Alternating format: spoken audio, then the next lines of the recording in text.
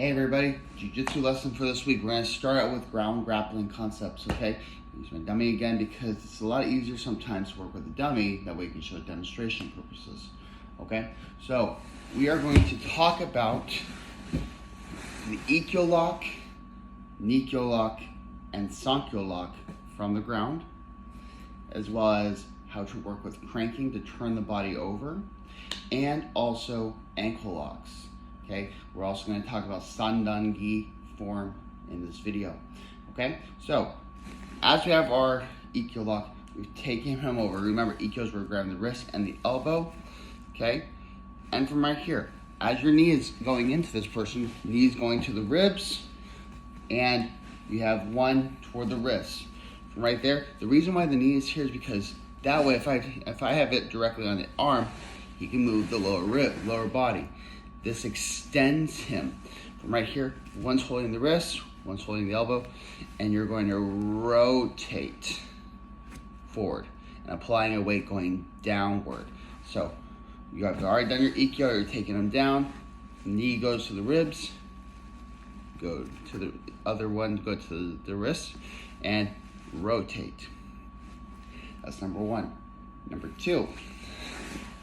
So after you've taken the Ikkyo point, now you're going to go to Nikkyo. You're going to transition. Now, a lot of people will go from here. One, so I'm going from Ikkyo, go down to the arm, so I'm locking his wrist into my elbow. This hand goes to the shoulder and twists the wrist toward the back of the head. So again, 1, 2. Now, if you want to put the knee on the head or the back of the neck for safety purposes, no problem.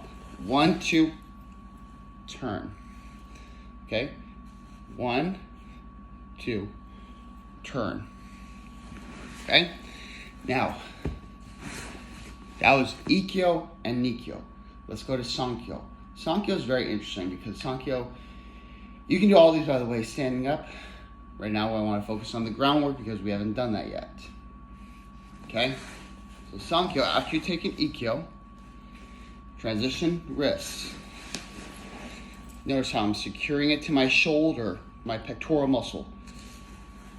Bring in, twist. So Ikkyo, secured. I'm locking this in, twisting inward. Okay? So that's Ikkyo, Nikkyo, and Sankyo groundwork. Okay? Yankyo, I know that I didn't mention that earlier, but I'm just going to go through it. Yankyo, as you're holding here, knee is going on top of the shoulder, and you're twisting inward. Gokyo, taking up here, shoulder and elbow are meeting, and you're twisting inward. Okay? So actually we went through Ikkyo through Gokyo, groundwork. Okay? Now, cranking. Person is protecting. Whether it be while you're punching, whether it be your palm striking him, he's protecting. Okay? From right here. Not grabbing, cupping. Take his wrist to the side of his head. Underneath. Secure. Notice I'm securing by a cupping manner. Other hand's going to the elbow, and I'm going to start cranking, cranking, cranking. That immediately brought me to where I can have him in a rear naked chokehold. If he has this other arm in, sneak the other hand in, and secure. So again, 1, 2, 3, cup, drag, scoot. Notice how my hand's going palm up. Then come here, then move around,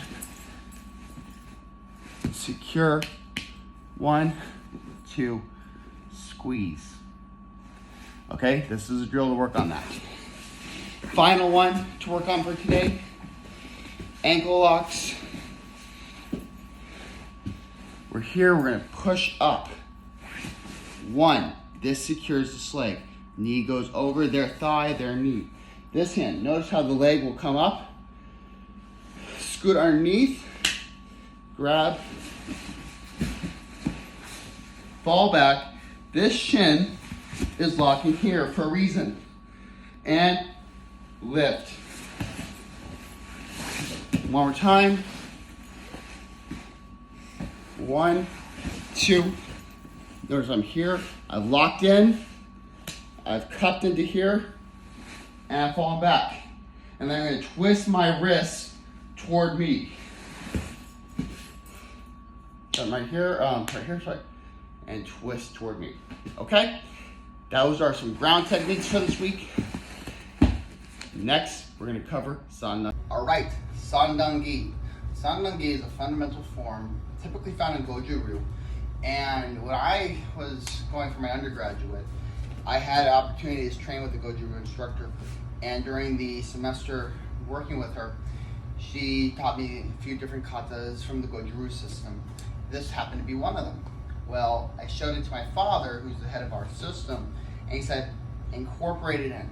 And I was, gosh, over a decade ago. And it's great fundamental work. It really is. It's 3 steps forward, 3 steps back. It can be done solo or with a paired person. Today we're going to focus on solo-wise. Okay? This shows offensive and defensive maneuvers. Okay? So, all of which, the first 2 steps are in a sanshin stance. So if we're standing normal, one foot comes out slightly, turns the toe in. This is to protect the groin and be able to drop in for power-wise. You see this such with sanshin kata. Okay? So, and then the last step, you're in a side stance, neo-hanshi. Okay? So, let's go through the offensive or the progressive format first. Okay? So, Sandan-gi. Let's circle into the sanshin stance. Punch high to the face. Step forward. Punch to the midsection. And then go to the side stance. Hammer fist to the crotch. Again.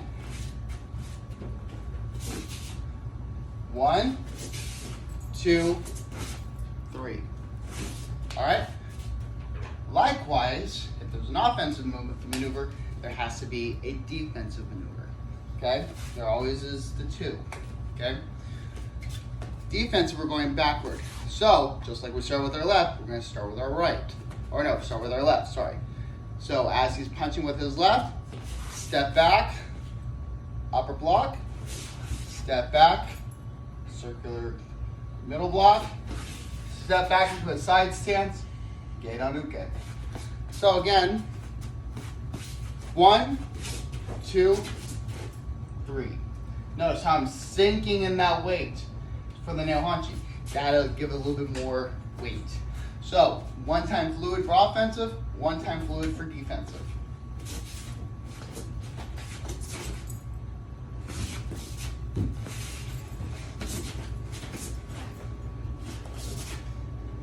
And that is Sandan-gi. You can do that with a pair or solo. If you're going to do it with a person, assign one person the offense, one person's doing